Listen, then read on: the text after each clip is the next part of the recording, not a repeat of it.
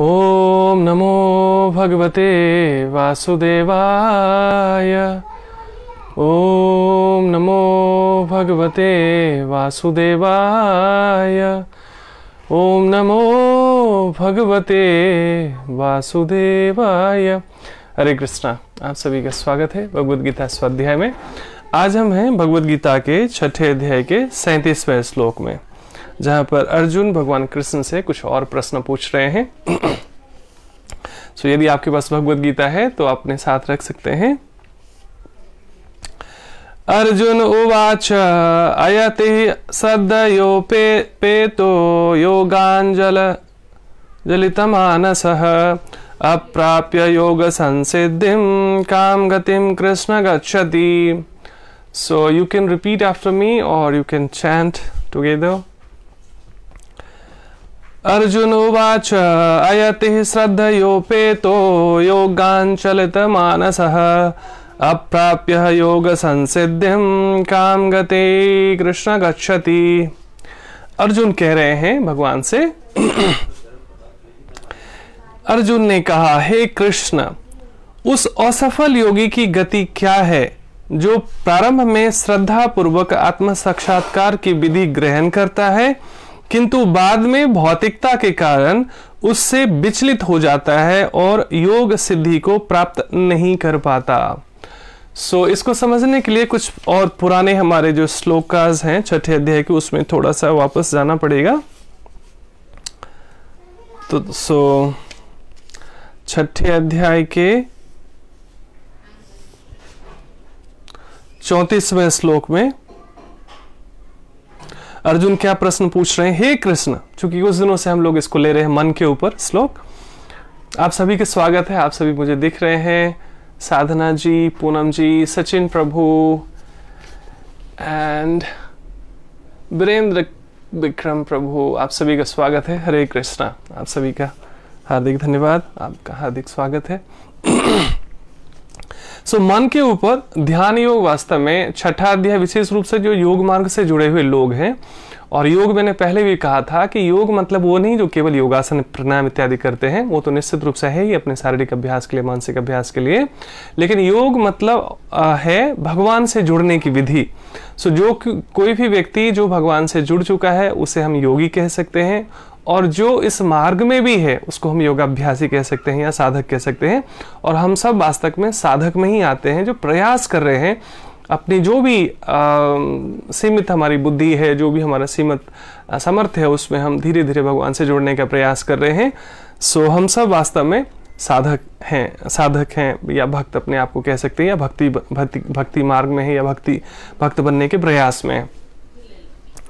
छठे अध्याय के आज हम 37वें श्लोक में हैं, लेकिन उससे पहले के कुछ श्लोकों को हम ले लेते हैं ताकि ठीक से समझ में आ जाए हमें।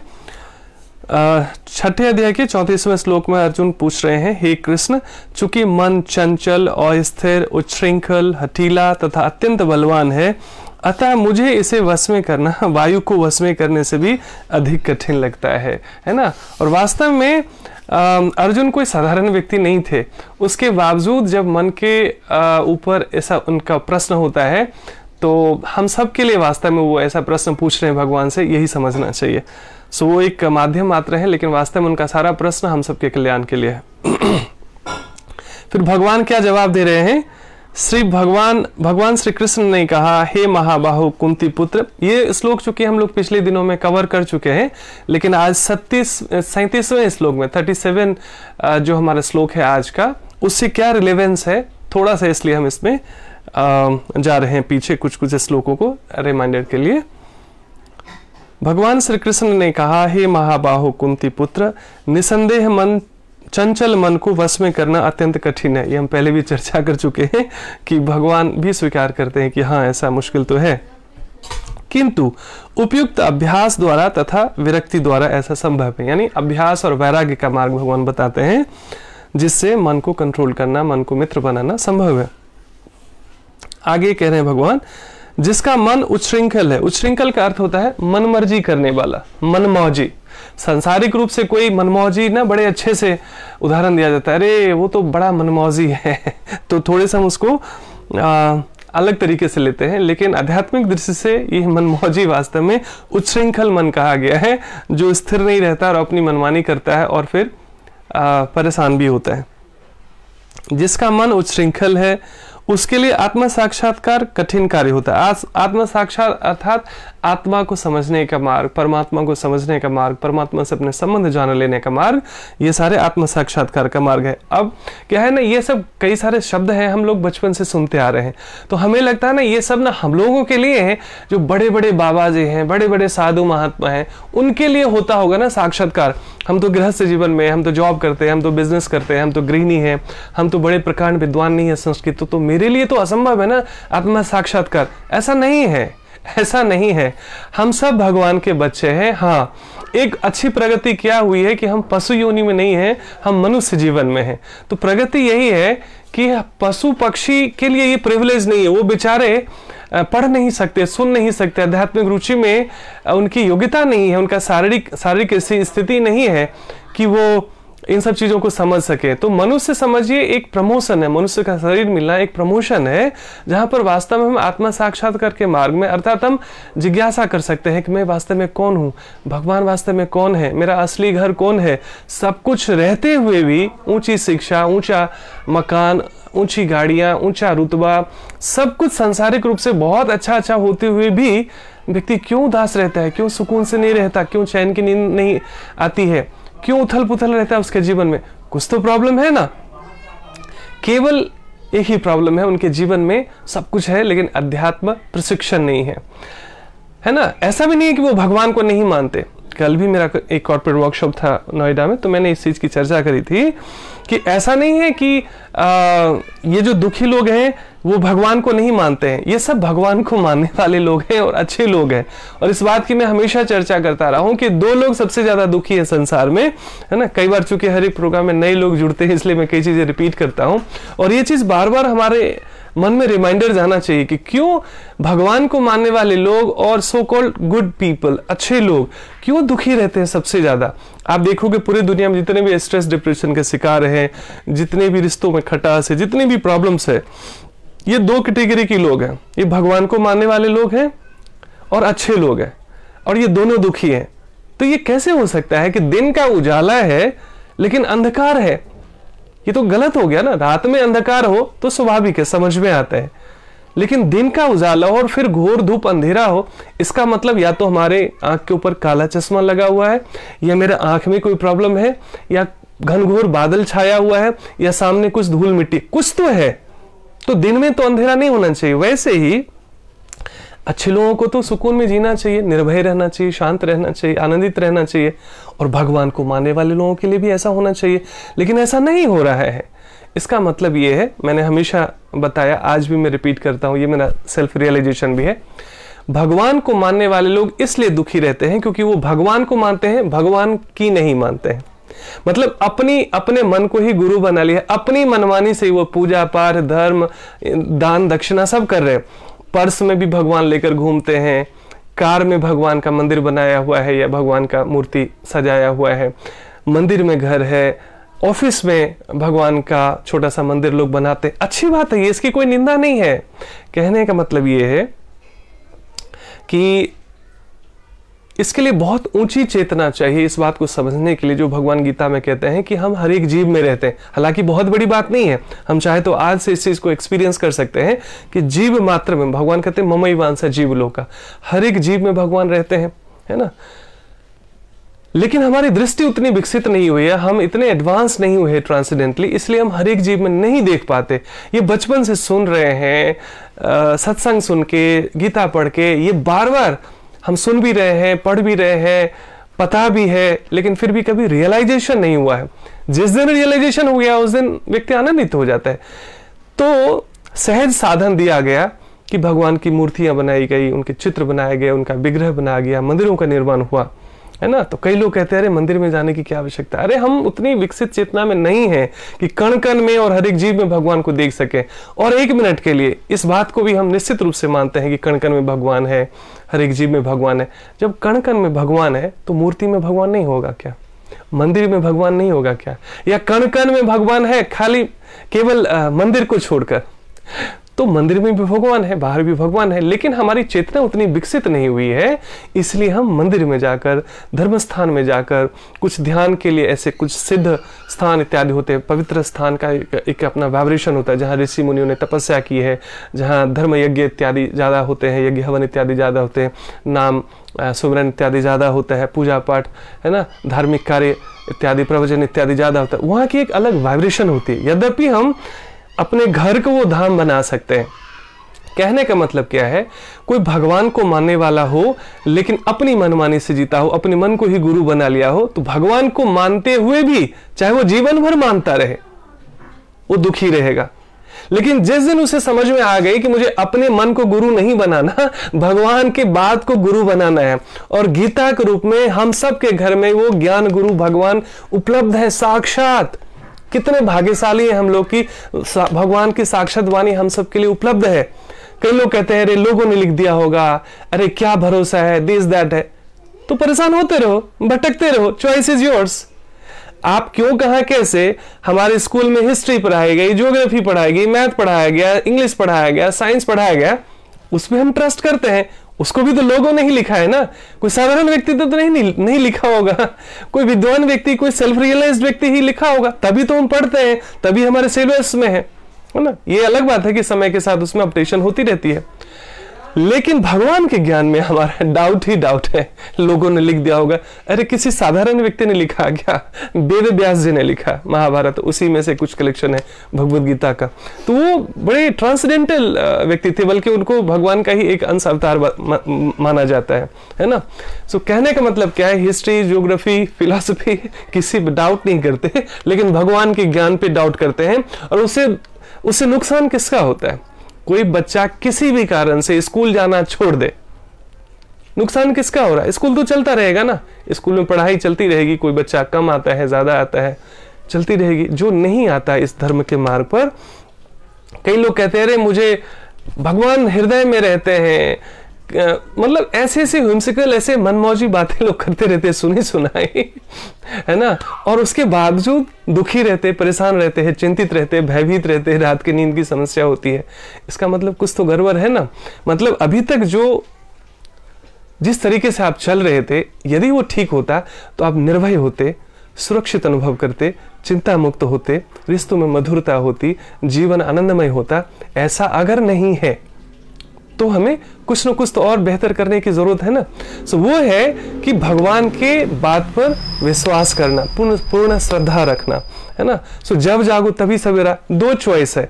इसको समझ कर के अरे ऐसे किसी ने लिख दिया होगा, लोग तो ऐसे बताते रहते हैं, ये तो धार्मिक बना देंगे, ये तो बाबा जी बना देंगे, ये तो घर बार छुड़वा देंगे, ये तो हिमालय पे जाना पड़ेगा।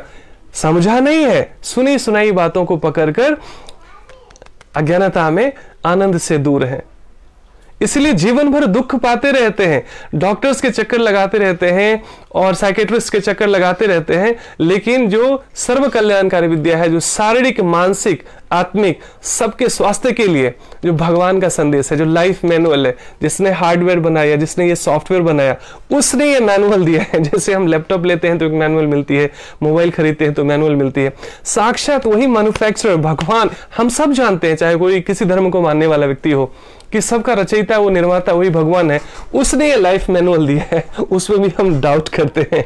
तो दो चॉइस है। भगवान ने 18 अध्याय तक जो भगवद गीता का संदेश है ये देने के बाद 18वें अध्याय में भगवान कहते हैं अर्जुन से, यथेक ससी तथा करो। हे अर्जुन, ये ज्ञान मैं तुम पर थोप नहीं रहा हूं, ये मैंने बता दिया, अब जो तुम्हें सही लगे वो करो। सो ये है प्रेम वास्तव में है ना। ये भगवान ज्ञान किसी पर थोप नहीं रहे हैं। तो दुनिया में दो तरह के लोग हैं, एक भगवान पे पूर्ण श्रद्धा रखते हैं लेकिन भगवान के ज्ञान में जीने का प्रयास करते हैं। एक लोग भगवान में पूर्ण श्रद्धा रखते हैं लेकिन अपनी मनमानी से जीते हैं। तो ऐसे भगवान को मानने वाले लोग भी दुखी ही रहते हैं। ये ठीक वैसा ही है जैसे मैंने पहले उदाहरण दिया कि किसी को आप गुरु मानते हैं, good morning sir, good evening sir, पैर भी छू लेते हैं, कभी कभी गिफ्ट भी लेके जाते हैं, कभी मिठाई भी लेके जाते हैं, लेकिन गुरु जी का बात एक भी नहीं मानते। तो क्या ऐसे गुरु जी के पास जाने का मेरा कोई लाभ हुआ? और क्या गुरु जी मेरे से प्रसन्न रहेंगे कभी भी? वही हाल है। हम सब पूरे जीवन पूजा पाठ, दान दक्षिणा, घंटी, व्रत और ये सारी चीजें कर रहे हैं, लेकिन भगवान क्या कहते हैं उससे दूर दूर तक कोई लेना देना नहीं है। तो भगवान भी कहते हैं इस नालायक बच्चों का क्या करें हम, ये दुखी है और उसके दुख के निदान के लिए हमने इसको उपाय बताया है, लेकिन ये केवल पूजा पाठ घंटी फॉर्मेलिटी कर, इसका मतलब उसकी निंदा नहीं है। कहने का मतलब ये है कि भगवान को मानने वाला सुखी नहीं रहेगा, भगवान की मानने वाला सुखी रहेगा, है ना। अन्यथा देखिए ना, दुनिया में सबसे ज्यादा भगवान को मानने वाले आस्तिक लोग ज्यादा हैं, भगवान को नहीं मानने वाले लोगों की संख्या कम है कंपेयरिंग टू बिलीवर्स। लेकिन उसके बावजूद भी स्ट्रेस है, डिप्रेशन है, तनाव है, तरह तरह की मानसिक शारीरिक व्याधियां हैं। और चूंकि मैं वेलनेस फील्ड में, मैं इसलिए बार बार हर एक बार वेलनेस की बात करता हूं, क्योंकि शरीर में जितनी भी बीमारियां हैं वो मन के कारण है, साइकोसोमेटिक। ये विज्ञान भी कहता है, डॉक्टर्स भी बताते हैं, मेडिकल एक्सपर्ट्स भी बताते हैं कि सब साइकोसोमेटिक है। और योग मार्ग में इसको कहा गया आधि और व्याधि। मन को संयमित किया तो शरीर भी स्वस्थ रहता है, मन भी स्वस्थ रहता है। और मन को संयमित करने के लिए बहुत सारे उपाय है। थोड़ा सा प्राणायाम कर लिया, थोड़ा सा ध्यान कर लिया, कोई बुराई नहीं है, करना ही चाहिए, हम भी कराते भी हैं, करते भी हैं। लेकिन ये परमानेंट हैप्पीनेस, ये परमानेंट बैलेंस नहीं देता। और भगवान के ज्ञान में जिसने जीना सीख लिया उसको परमानेंट हैप्पीनेस से परिचय मिल जाता है, वो परमानेंट हैप्पीनेस का सूत्र उसको हाथ लग जाता है। और कितने भाग्यशाली हैं हम लोग, इतनी सहजता से उपलब्ध है। भगवत गीता अभी भी दुर्भाग्यपूर्ण है कि कई घरों में भगवत गीता नहीं है, और है भी तो वो पढ़ते नहीं है, पढ़ते हैं समझ में नहीं आता तो किसी से जिज्ञासा नहीं करते हैं। ये ठीक वैसा ही है जैसे कई बार कई लोगों को गिफ्ट दिया जाता है भगवत गीता, वो कहते हैं जी मैंने एक दो बार देखा और इतनी मोटी किताब है, समझ भी नहीं आ रहा था, मुझे तो संस्कृत भी नहीं आती है। सबसे बड़ा बहाना। अरे किसने कहा कि आपको केवल संस्कृत में पढ़ना है? हिंदी में पढ़ सकते हैं, इंग्लिश में पढ़ सकते हैं, उर्दू में पढ़ सकते हैं, पंजाबी में पढ़ सकते हैं। आपकी सच्ची जिज्ञासा होगी, ये सारी भाषा में उपलब्ध है भगवत गीता। भगवान को किसी भाषा, क्षेत्र और जाति धर्म से कोई भेदभाव नहीं है। भगवान कहते हैं ममई वंश जीव लोका जीवभूत सनातना, जीव मात्र ही मेरा अंश है। भगवान को ये हम भेदभाव करते हैं, ये इस देश का है, उस भाषा का, उस जाति का, उस धर्म का, इस रंग का, इस रूप का, स्त्री है, पुरुष है, गरीब है, अमीर है।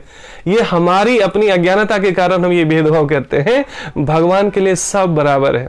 लेकिन फॉर्चुनेट वही है जो इस भगवान के ज्ञान से जुड़ पाते हैं, है ना। सो हम सब भाग्यशाली हैं कि कम या ज्यादा हम सबको इसमें रुचि है। और यही एक विश्वास कीजिए, बार बार साधु कहते हैं कि यही एक कल्याण का मार्ग है। आप जॉब करते हैं, बिजनेस करते हैं, आप जो कुछ भी करते हैं ना, कोई बाधा नहीं है किसी चीज में। अच्छी बात यह होती है कि आपका पर्सनल लाइफ और प्रोफेशनल लाइफ दोनों में एक्सीलेंस आ जाता है, दोनों बेहतर हो जाता है। ये कोई बाधा नहीं है। आपका टाइम मैनेजमेंट अच्छा हो जाता है। देखिए भक्तों का देखिए लाइफ क्यों रहता है, भक्तों की लाइफ इतनी बिजी रहते हैं, वो उनको टेंशन लेने के लिए टाइम ही नहीं है। आप देखेंगे तो आपको दंग रह जाएंगे कि क्या इस समय में भी ऐसे लोग जीते हैं क्या? 3:30 बजे उठ जाते हैं, 4 बजे उठ जाते हैं। 4 बजे वाले को लेट उठने वाला माना जाता है भक्ति मार्ग में, और वो 4:30 बजे तक तैयार होकर भगवान की मंगल आरती में आ जाते हैं मंदिर के अंदर। आधे घंटे तक भगवान की पूजा अर्चना आरती इत्यादि करते हैं, मंगल आरती करते हैं। उसके बाद वो फिर 2 घंटे जप करते हैं, फिर गुरु वंदना करते हैं, फिर 1 घंटे 1.5 घंटे वो भगवान का भागवतम का लेक्चर। इट्स एवरीडे प्रोसेस, ये कोई 1-2 दिन की बात नहीं है। जैसे कभी कभी यहाँ भगवत सप्ताह चलता है कि 1 वीक हो गया, उसके बाद फिर अगले साल में आएंगे कोई गुरुजी और अगले साल में, तब तक तो सारा गया ना। जैसे हम डेली पानी पीते हैं, जैसे हम डेली भोजन लेते हैं, जैसे तो हमारा शरीर स्वस्थ रहता है, डेली योग प्राणायाम इत्यादि करते हैं, तो उसी तरीके से मन की भी अपनी खुराक है, आत्मा की भी एक खुराक है, वो है भगवत ज्ञान। सो प्रतिदिन भगवान के विषय में कुछ सुनना, कुछ पढ़ना और साधना इत्यादि करना, ये खुराक है डेली का, ये 1-2 दिन की बात नहीं है। इसलिए आप देखेंगे इस्कॉन टेम्पल में ऑल 365 डेज, है ना। मंदिर का अर्थ ही है वो एक शिक्षालय है वास्तव में, केवल वो पूजा पाठ घंटी के लिए जल चढ़ाने के लिए नहीं है।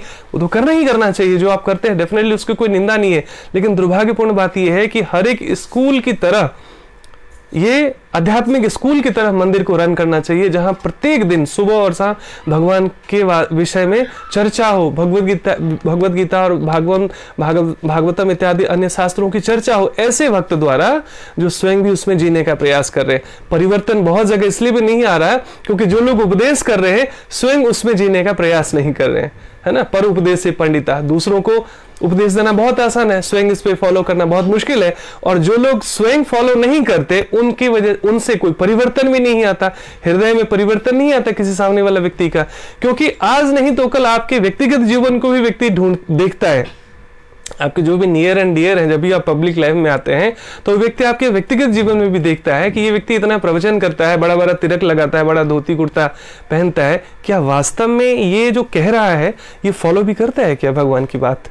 ऐसा जब तक नहीं होता, क्योंकि ये सत्य का मार्ग है, ये बिल्कुल ट्रांसपेरेंट मार्ग है, यहाँ से कुछ आप छिपा ही नहीं सकते। यदि हमारा जीवन ट्रांसपेरेंट नहीं है, यदि भक्तों का जीवन ट्रांसपेरेंट नहीं है, तो सबसे पहले उसके जीवन में ही सुकून नहीं होगा, उसके जीवन में आनंद नहीं होगा, उसके जीवन में आत्मविश्वास का अभाव होगा, उसके जीवन में ही खुशियां नहीं होंगी। ये प्रमाण है कि हम 100% ट्रांसपेरेंट नहीं हुए भगवान के ज्ञान में, तो फिर कोई फायदा नहीं होता। तो जब तक मेरे जीवन में आनंद नहीं है, मैं किसी और के जीवन में आनंद कैसे ला सकता हूं? इसलिए आप देखेंगे दुखी व्यक्ति हमेशा दुख फैलाता है, और जो आनंदित व्यक्ति है वही आनंद और खुशियां फैलाता है। और भगवान के ज्ञान का प्रचार इसलिए लोग करते हैं, भगवान को आवश्यकता नहीं है इसकी, हम जैसे बद्धजीवों को इसकी आवश्यकता है। क्योंकि जब भी किसी दुकान का मिठाई आपको अच्छा लगता है, आप 10 लोगों को बताते हैं, 4 लोगों को बताते हैं कि आप वहीं से लेना।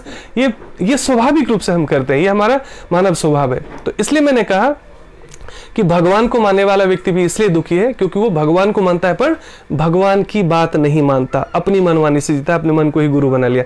ऐसे व्यक्ति दुखी रहते हैं। दूसरे अच्छे लोग क्यों दुखी रहते हैं भाई?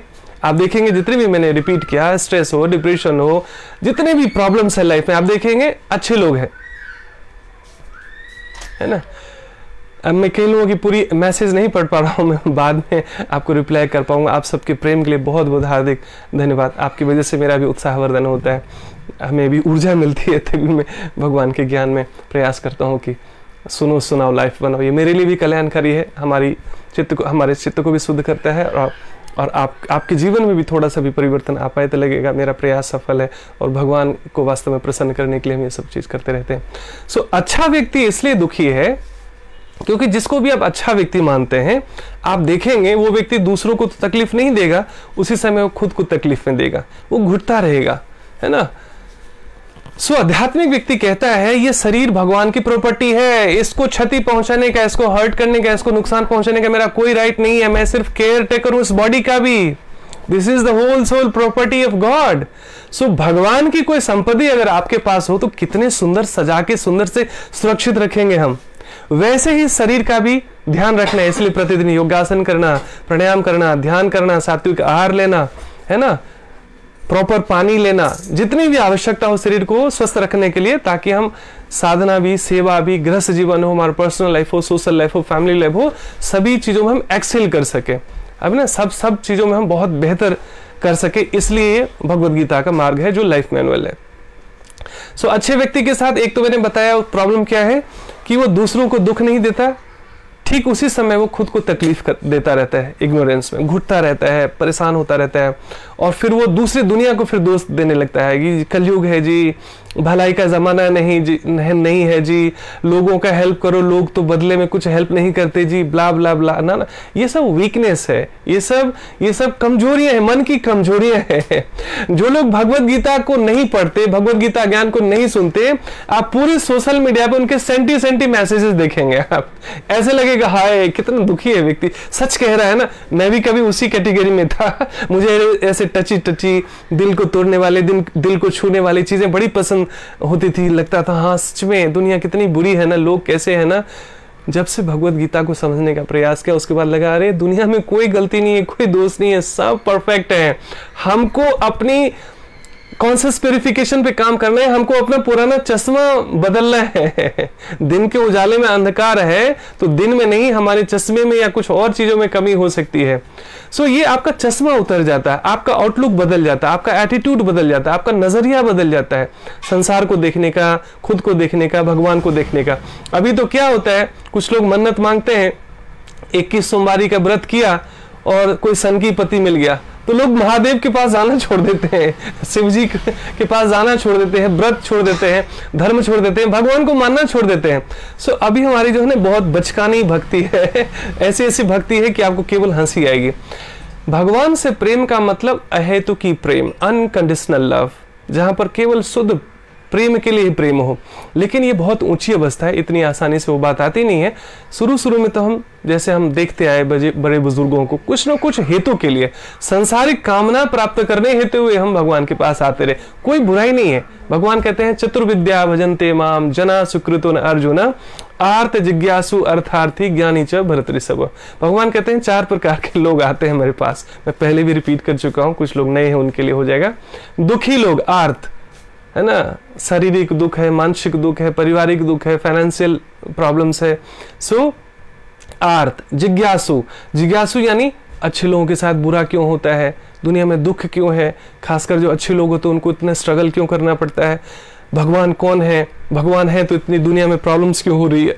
इस तरह के नाना प्रकार की जिज्ञासा है, जिसको ब्रह्मसूत्र में कहा गया अथातु ब्रह्म जिज्ञासा। पहला ही सूत्र है परमात्मा के विषय में जानना अभी, आज, क्योंकि कल किसने देखा है, कल हम वापस जिंदा रहेंगे, किसने देखा है।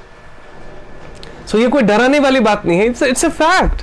आप देखते होंगे किसी व्यक्ति ने कल शाम को बात किया था, आज सुबह खबर है कि अरे वो नहीं रहे संसार में।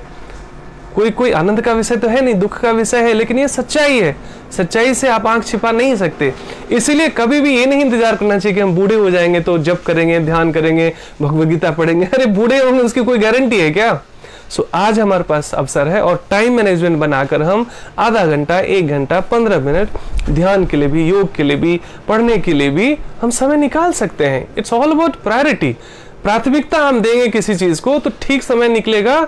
और भगवान कहते हैं अंत काले च मामेव स्मरण मुक्त्वा कलेवरम। अंत काल में भी कोई व्यक्ति मेरा नाम स्मरण करता है तो मैं उसे मुक्त कर देता हूं। But we never know who is that last time in my life. हमारे जीवन में वो अंतकाल कौन है, कोई कह सकता है क्या, कोई प्रेडिक्ट कर सकता है क्या।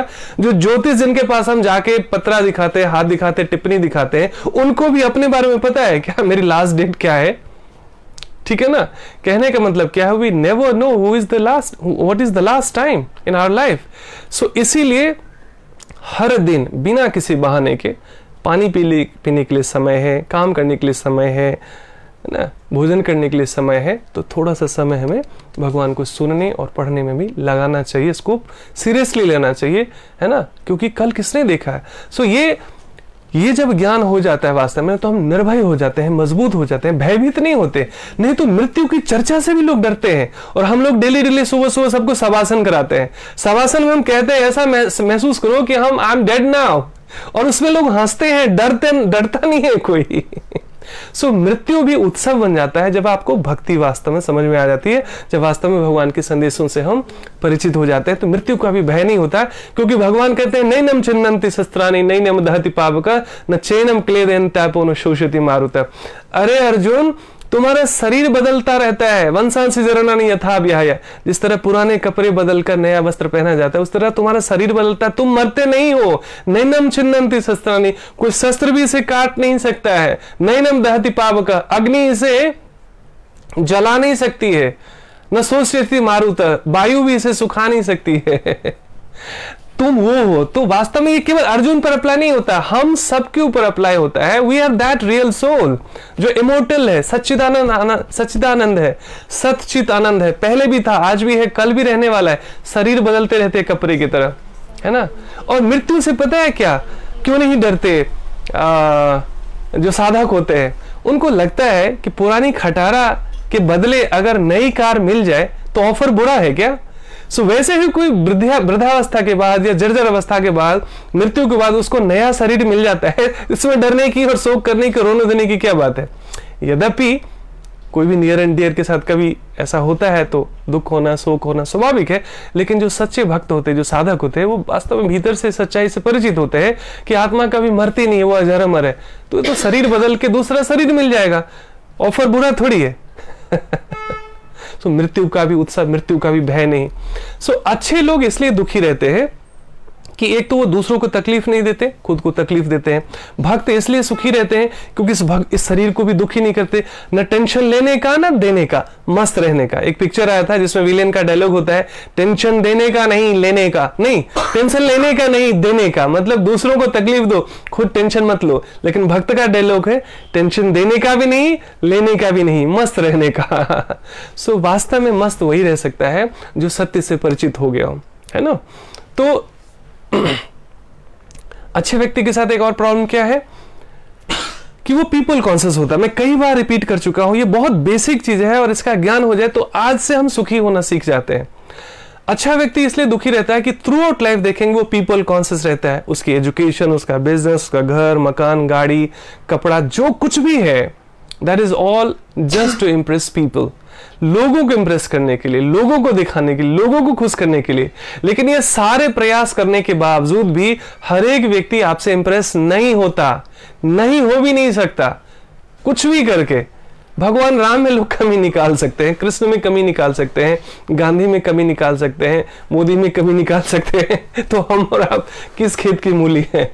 कहने का मतलब you can not impress everyone, so don't waste your energy to impress everyone on this planet. हर एक व्यक्ति को खुश करने की आवश्यकता नहीं है।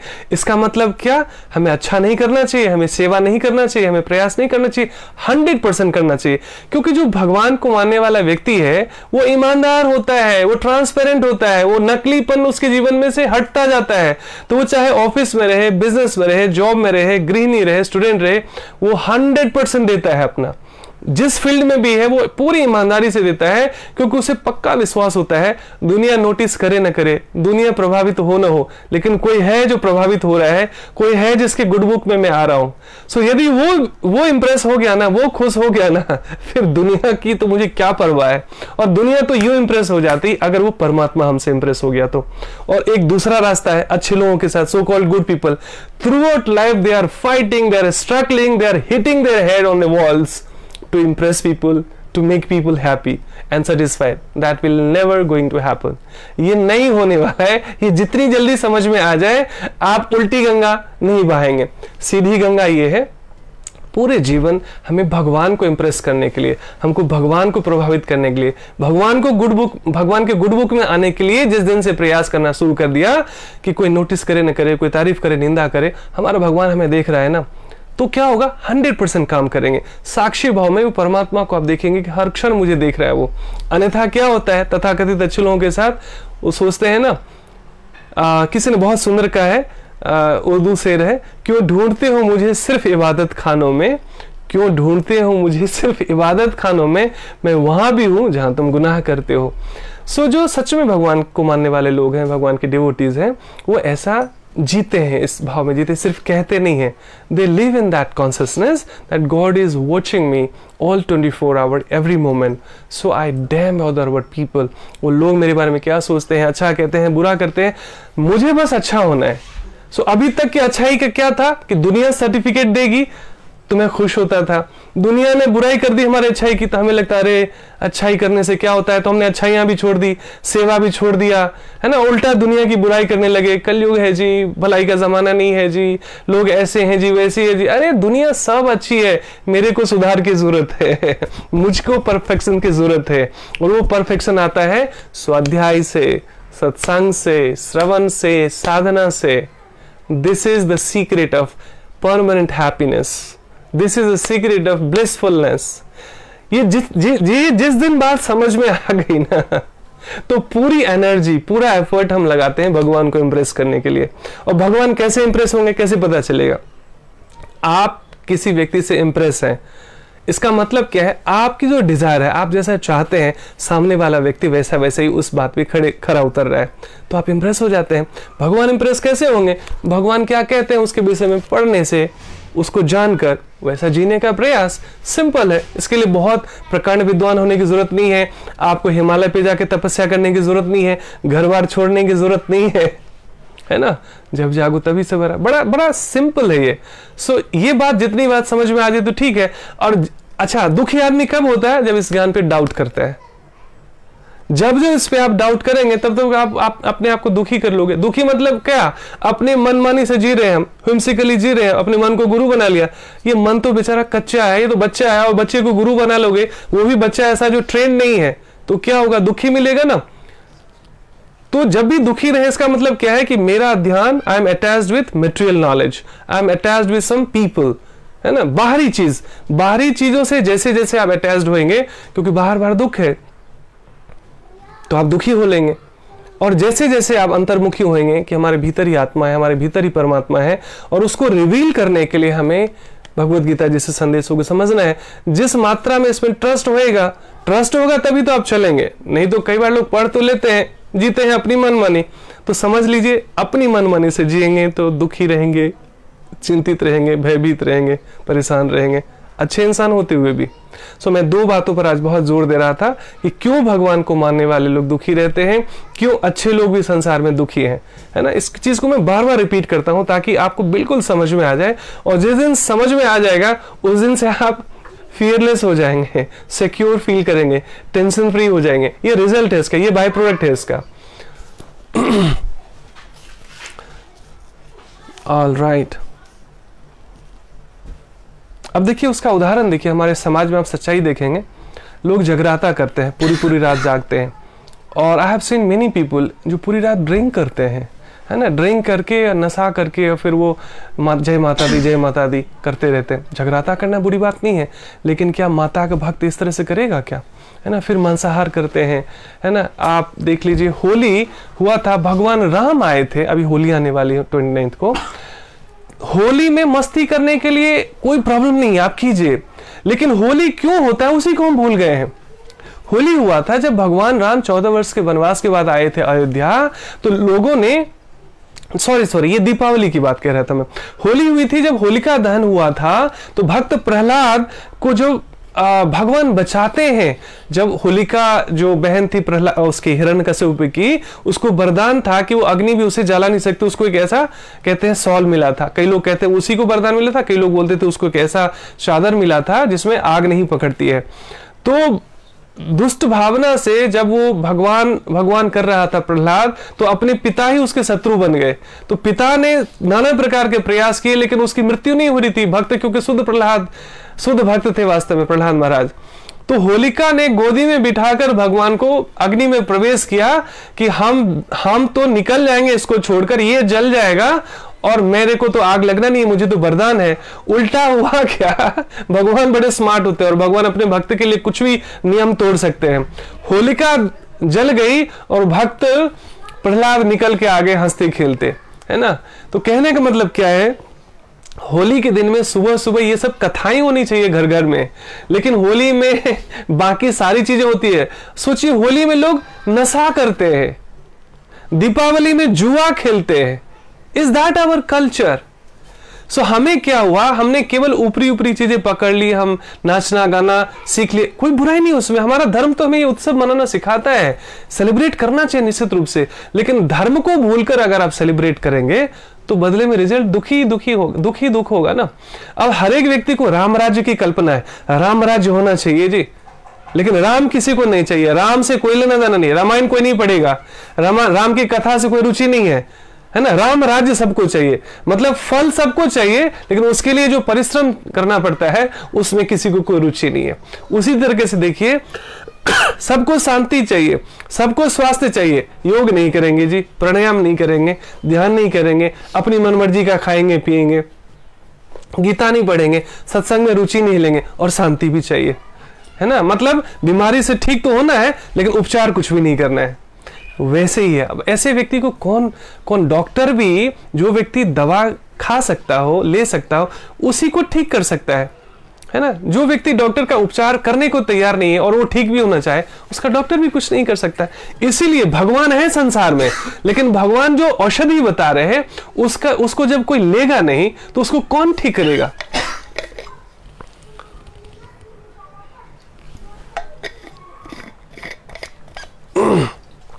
एक नाई की दुकान में एक भक्त जाते हैं, मैंने पहले भी कथा बताई थी, प्रसंग बस याद आ गया तो मैं बता देता हूं। एक नाई की दुकान में एक व्यक्ति जाता है, तो नाई कहता है जी जी भगवान भगवान कुछ नहीं होता जी, भगवान होते तो इतना दुख क्यों होता है, इतनी परेशानियां क्यों होती, इतने लोग इतने कष्ट क्यों होते। जी भगवान भगवान कुछ नहीं होता, मैं तो ना मानता। और इसलिए मैंने अपने दुकान में भगवान का नहीं, सारे हीरो हीरोइन का पोस्टर लगा रखा है जी, चारों तरफ देख लो, कहीं भी मेरे सैलून में आपको भगवान नहीं मिलेगा। तो भक्त सोचे ना कि ऐसे व्यक्ति से बहस करना बेकार है, अपनी एनर्जी वेस्ट नहीं करनी चाहिए, इसलिए वो चुपचाप अपने उनके सेविंग या कुछ हेयर कटिंग करानी थी, वो वेट कर रहे थे। जितने देर वेट कर रहे थे, उन्होंने बाहर से देखा कि बहुत सारे लड़के ना बड़े बड़े बाल वाले थे, बड़ी बड़ी दाढ़ी, बड़े बड़े बाल भी बढ़ाए हुए थे। कई लोगों का दाढ़ी नहीं था तो बड़े बड़े बाल थे। तो थोड़ी देर में कहने लगे वो, लगता है ना इस गांव में कोई नाई नहीं है। सारे लोग उनकी तरफ देखने लगे, बोले कैसी बात कर रहे हो भाई साहब, आप सैलून में बैठे हुए हो, आप नाई की दुकान में बैठे हुए हो और आप कह रहे हैं कि कोई नाई नहीं है।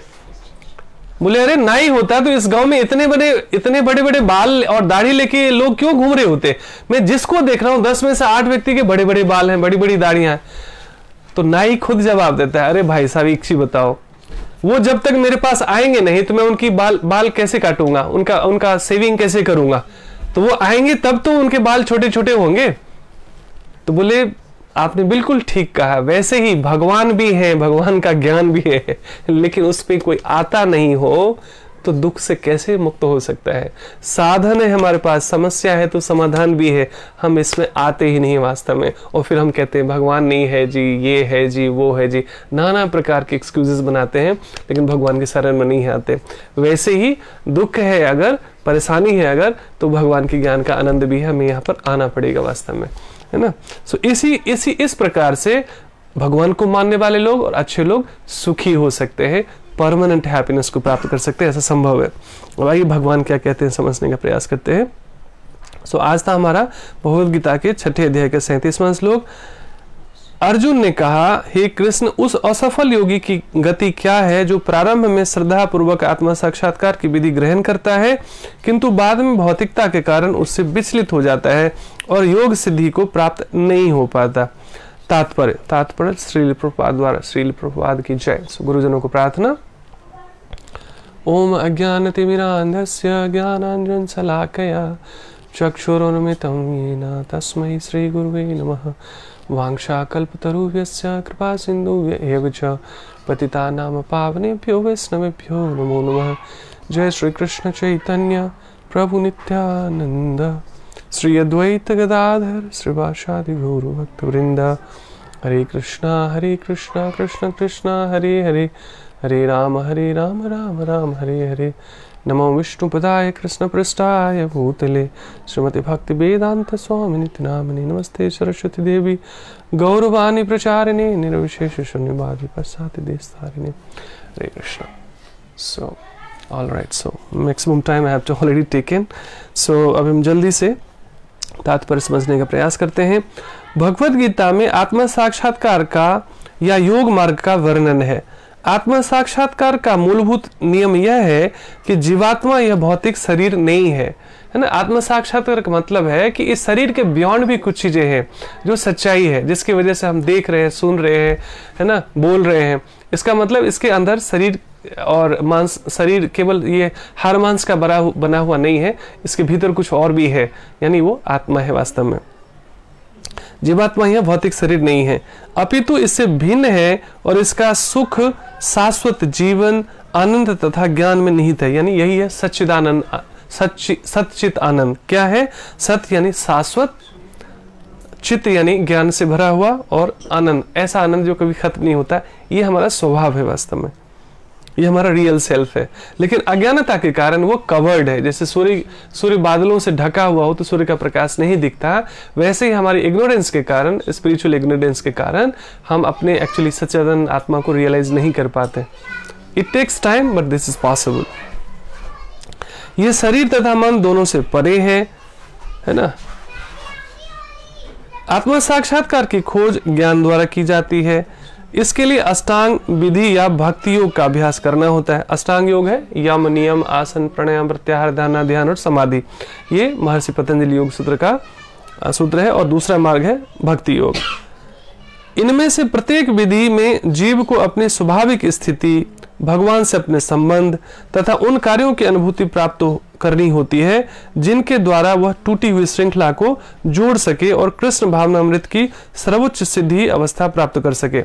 ये है संसार में दुख का कारण है अज्ञानता।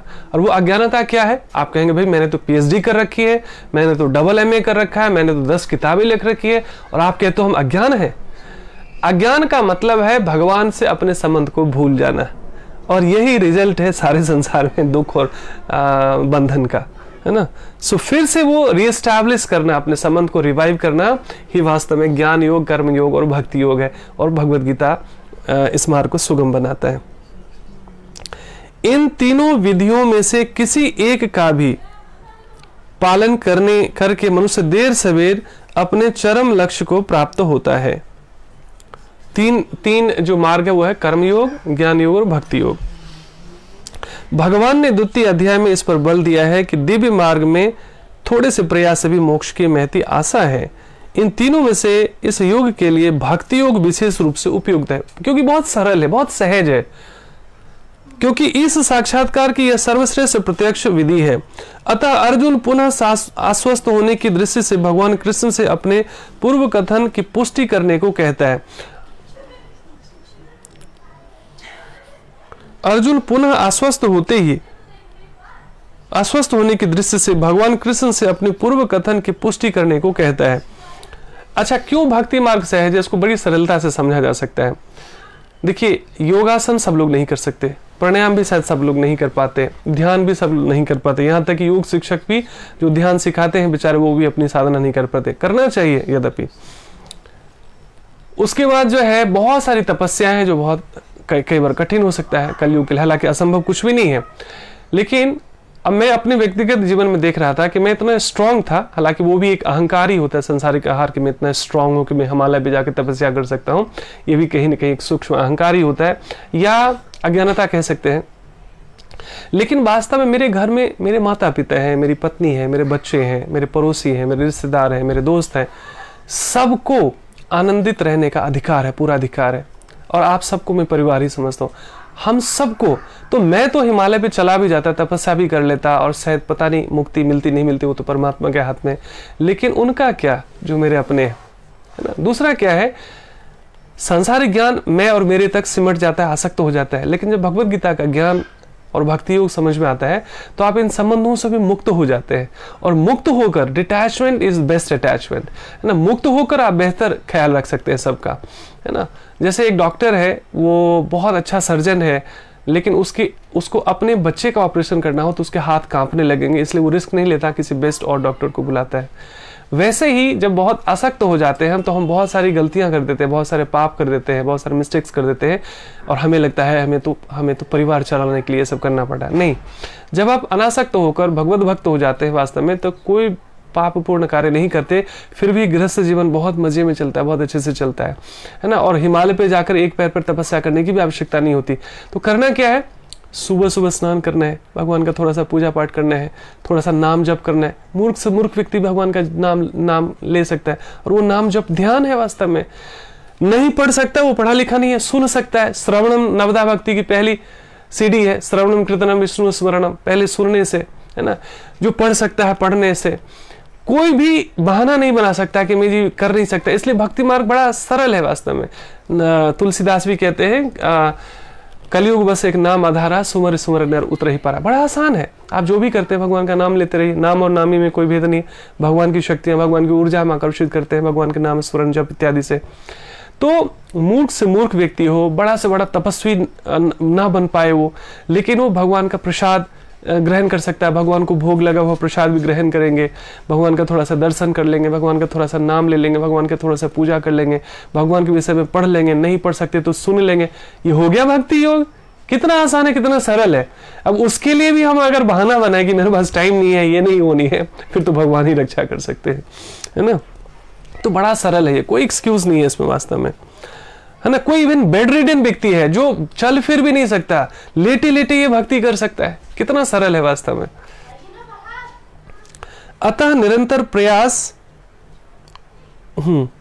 भले ही कोई आत्म साक्षात्कार के मार्ग को निष्ठापूर्वक क्यों न स्वीकार करे, किंतु ज्ञान की अनुशीलन विधि तथा अष्टांग योग का अभ्यास इस योग के लिए सामान्यतया बहुत कठिन है। अतः निरंतर प्रयास होने पर भी मनुष्य अनेक कारणों से असफल हो सकता है। पहला कारण तो यह हो सकता है कि मनुष्य इस विधि का पालन करने में पर्याप्त सतर्क न रह पाए। अब क्या था, पहले जो योग का मार्ग था, पहले जो योगासन प्राणायाम इत्यादि किया जाता था, उसका अंतिम लक्ष्य था परमात्मा को प्राप्त करना।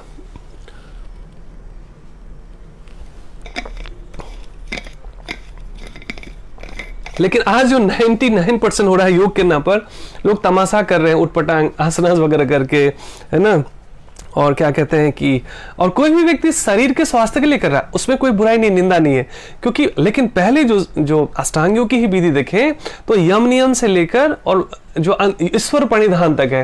तो आप देखेंगे कोई भी योगा स्टूडियो हो, योगा इंस्टीट्यूट हो, वहां पर भगवान की चर्चा छोड़कर सारी चर्चा हो रही है, बीमारियों की चर्चा हो रही है, शरीर की चर्चा हो रही है, पॉलिटिक्स की चर्चा हो रही है, केवल भगवान की चर्चा नहीं हो रही है।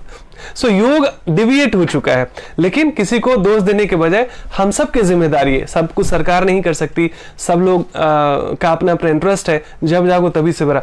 हम स्वयं को जागृत करें, खुद को प्रशिक्षित करें भगवान के ज्ञान से, और लोगों को भी प्रचार करें भगवान के ज्ञान का। सो हम सब ये कर सकते हैं। पहला कारण तो यह हो सकता है कि मनुष्य इस विधि का पालन करने में पर्याप्त सतर्क न रह पाए। दिव्य मार्ग का अनुसरण बहुत कुछ माया के ऊपर धावा बोलना जैसा है। फलतः जब भी मनुष्य माया के पास से छूटना चाहता है, तब वह विविध प्रलोभनों के द्वारा अभ्यासकर्ता को पराजित करना चाहती है। जब भी आप सत्य के मार्ग पर, धर्म के मार्ग पर चलते हैं, तो नाना प्रकार के प्रलोभन आपको डिस्ट्रैक्ट करने की कोशिश करती है, परीक्षा लेती है ना, और अक्सर उसमें लोग हार जाते हैं। बद्ध जीव, लेकिन भगवान के शुद्ध भक्त पहले ही शरणागत हो चुके होते हैं माया के आगे, कि देखो माया देवी, आप भगवान के 100% शरणागत भक्त हो, आपसे मैं लड़ नहीं सकता, आपसे मैं जीत नहीं सकता, इसलिए कृपया मुझे क्षमा कीजिए। तो माया देवी साइड हो जाती है और फिर वो भक्ति का मार्ग प्रशस्त करती है ना। सो सच में ये शरणागति का मार्ग है, और शरणागति केवल कहने से नहीं होता। शरणागति का मतलब जिनके प्रति शरणागत है हम, उनकी बात मानना, है ना, अपनी मनमानी करने वाला शरणागत नहीं होता। तो शरणागत वही है भगवान का, केवल कहने वाला नहीं, मानने वाला, जो भगवान की बात को मानने वाला हो। सो जैसे शुरू में ही सरेंडर हो गए कि मेरे में ज्ञान नहीं है, मेरे में बुद्धि में नहीं है, मेरे में समर्थ नहीं है, हे प्रभु केवल आप ही मेरी रक्षा कर सकते हो। तो सच में जिस दिन ये सच्ची पुकार होती है ना, भगवान हमें गोद में उठाने के लिए तैयार होते हैं, भगवान हमें हर तरीके से केयर टेकर हमारे बनने के लिए तैयार होते हैं। जब तक हम अपनी फाइट करते रहते ना, हम कर लेंगे, हम ये कर लेंगे, हम वो कर लेंगे, तो तब तक बात जो है संघर्ष बनी रहती है। सो पूर्ण शरणागति का अर्थ है कि पूरी ह्यूमिलिटी से, पूरी विनम्रता से सच को स्वीकार करना कि हे प्रभु, बहुत कठिन है इस माया नगरी में, आपके प्रति हमारा स्नेह बढ़े, आपसे प्रेम बढ़े, तो आप ही हमें बचा सकते हैं, आप ही के ऊपर एकमात्र हमारा जो है आश्रय है, आप ही मेरा आश्रय है, और मेरे लिए कोई भी मेरा उद्धार नहीं कर सकता, मुझे दुखों से मुक्त नहीं कर सकता, केवल आप ही मुझे बचा सकते हैं। Only you can save, oh lord, oh God. So सच में ये प्रार्थना दिल से निकलती है ना, सो भगवान विश्वास कीजिए व्यवस्था कर देते हैं। और आप लोग जितने लोग आज सुन रहे हैं ना, निश्चित रूप से आपके दिल से वो पुकार थी कहीं न कहीं परमात्मा की, तभी हम लोग एक साथ अभी एक प्लेटफॉर्म पर दिख रहे हैं। So this is a truth. बस लास्ट है जो कि टाइम एक्सीड कर गया है, वो वाइंड अप करता हूँ इसको। सो दिव्य मार्ग का अनुसरण बहुत कुछ माया के ऊपर धावा बोलना जैसा है। फलतः जब भी मनुष्य माया के पास से छूटना चाहता है, तब वह विविध प्रलोभनों के द्वारा अभ्यासकर्ता को पराजित करना चाहती है। बद्ध जीव पहले से प्रकृति के गुणों द्वारा मोहित रहता है, यानी सतोगुण, रजोगुण, तमोगुण से हम मोहित रहते हैं, अटैच रहते हैं, और दिव्य अनुशासनों का पालन करते समय भी उसके पुनः मोहित होने की संभावना बनी रहती है। मतलब धर्म के मार्ग पर चलकर भी, सत्य के मार्ग पर चलकर भी अक्सर लोग फिसल जाते हैं, डिग्रेड हो जाते हैं, गिर जाते हैं, टूट जाते हैं, है ना। सो बाकी ये ज्ञान मार्ग और कर्मयोग और ज्ञान योग के लिए बताया गया। अच्छे ज्ञानी, अच्छे कर्मयोगी भी कई बार डिविएट हो जाते हैं। यही योगा चलित मानस अर्थात दिव्य पथ से विचलन कहलाता है। अर्जुन आत्म साक्षात्कार के मार्ग से विचलन के प्रभाव के संबंध में जिज्ञासा करता है। सो कल भगवान जो है, अच्छा फिर एक और प्रश्न है अर्जुन का, कल लेंगे, उसके बाद से भगवान का आंसर फिर से शुरू होता है। सो क्वेश्चन आंसर चल रहा है। सो ये जो प्रश्न और उत्तर चल रहा है कृष्ण और अर्जुन के बीच में। सो इसी बहाने हम लोग भी इसका रस ले रहे हैं, आनंद ले रहे हैं, और हमारे जीवन में से भी बहुत सारे प्रश्न गिरते चले जाते हैं जब धीरे धीरे हम इसमें आगे बढ़ते हैं। सो आप सबका बहुत बहुत धन्यवाद। हरे कृष्णा। सो सामान्यतः हम 2 से 3 आने का प्रयास करते हैं, कभी कभी कुछ उस बीच में कार्य आ जाता है तो हम नहीं आ पाते हैं, लेकिन प्रयास करते हैं। और अच्छी बात ये है, कई लोगों के लिए हो सकता है ये 2 से 3 का भी समय नहीं होता हो, कई लोगों के लिए भी सहजता से होता हो। तो अच्छी बात ये है कि यहाँ ये अपलोड हो जाने के बाद आप अपनी सुविधा से अपने टाइम पे देख सकते हैं। यद्यपि लाइव सेशन की एक वाइब्रेशन और एक कनेक्टिविटी अलग ही होती है, यद्यपि टाइम नहीं होने से और हम बाद में भी इसको सुन सकते हैं। धीरे धीरे मन को ट्रेन करेंगे तो आपको ठीक ये टाइम याद दिलाएगा। और कभी कभी यदि आप यहाँ पर लाइव नहीं होता तो हमारा आचार्य कृष्ण देव हमारा है DEO के नाम से हमारा YouTube चैनल भी है। सो वहाँ पर भी जाके कुछ पुरानी वीडियो जो आपसे छूट गई है वो देख सकते हैं। जो लोग लेट से जुड़े हैं, आप चाहे तो शुरू से ही, जब ये वीडियो अपलोड हो जाए तो आप शुरू से इसको देख सकते हैं। सो सुनो सुनाओ लाइफ बनाओ यही होना चाहिए हमारे जीवन का ध्येय। आपके हर एक कार्य फलीभूत होते हैं, चाहे जॉब हो, बिजनेस में हो, घर में हो, जहाँ पे भी हो, यदि भगवान केंद्र में होते हैं तो। भगवान को जैसे हम केंद्र में रखते हैं ना, सब विन विन सिचुएशन रहता है, आप विजेता बनते हैं जीवन के हर क्षेत्र में, और यही सक्सेसफुल लाइफ की सीक्रेट है। हरे कृष्णा।